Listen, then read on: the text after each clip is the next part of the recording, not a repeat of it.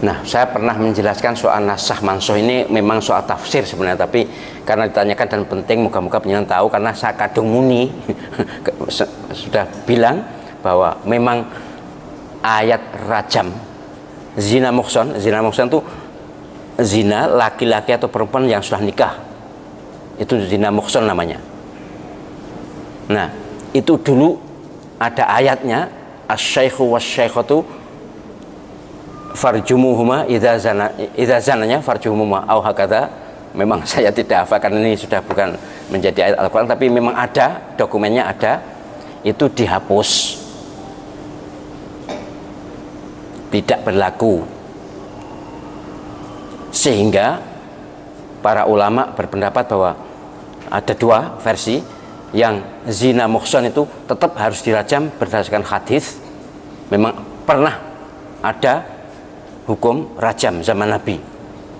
Tapi kemudian para ulama memahami di surat Nisa yang sekarang ada ini, yang tidak dihapus, memang fa idza uhsinna fa in ataina bi fahishatin fa alaihinna nisfu ma 'alal muhsanati minal 'adzab.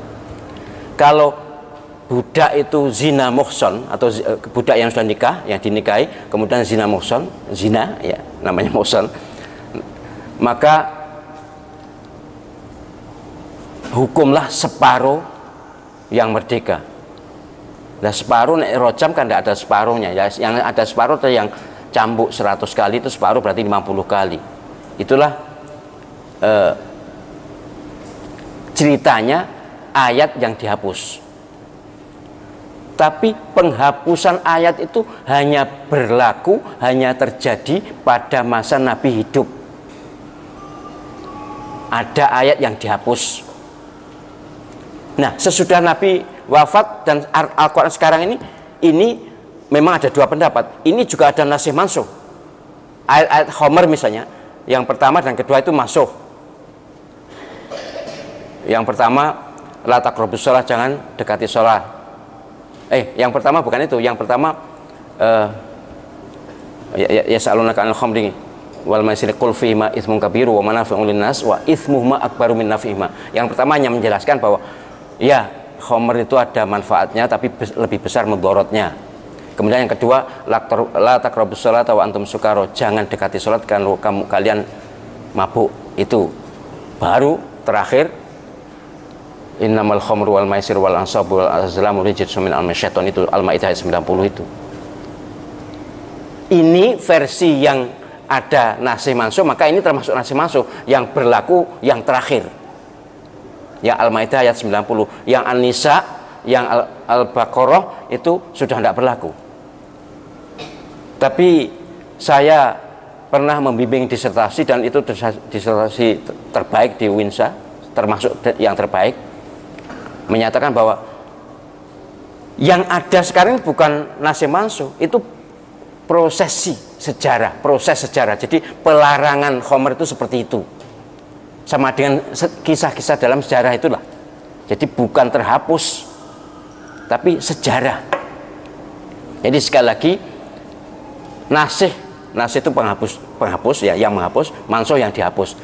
Ada ayat-ayat yang dihapus ketika Nabi masih hidup, ada turun Al-Quran secara bertahap 23 tahun itu. Tapi Al-Quran yang sekarang ini bukan nasih mansuh, eksis semuanya, ada semuanya, hanya memang sebagainya berupa sejarah perjalanan para nabi, juga sejarah perjalanan hukum. Maka kalaupun disebut mansuh, disebut dihapus, bukan berarti Al-Qur'annya yang dihapus, tapi hukumnya sudah diperbarui dengan hukum yang terakhir. Yang pertama, tidak melarang khamr. Yang kedua, melarang kalau mau sholat. Yang ketiga, dilarang total.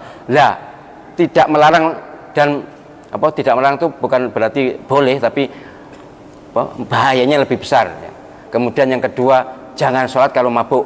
Itu bukan berarti lalu bisa dipegangi dalam pengertian, wah kalau gitu boleh. Enggak, hukum yang berlaku ini, tapi ini mengantarkan hukum itu. ayat-ayat yang belum melarang khamr itu mengantarkan hukum pasti dilarangnya khamr. Ini memang panjang sih, Nasih Mansuh itu panjang sekali ya. Sudah banyak disertasi yang menulis itu, tapi dalam kesempatan singkat ini begitulah, dalam Al-Quran memang ada nasih mansuh, tapi saya lebih mengikuti pendapat yang menyatakan bahwa iya, nasah mansuh itu ada pada zaman Nabi, bukan sekarang, bukan Al-Quran ini. Tapi ada yang menyatakan bahwa Al-Quran ini juga ada yang mansuh. Baik, moga-moga tidak pusing ya, dan bisa jelas bahwa kitab suci kita detail sekali perawatan sejarahnya, sehingga tercover semuanya secara sahih dan mutawatir. Mutawatir itu aklamatif, semuanya tahu.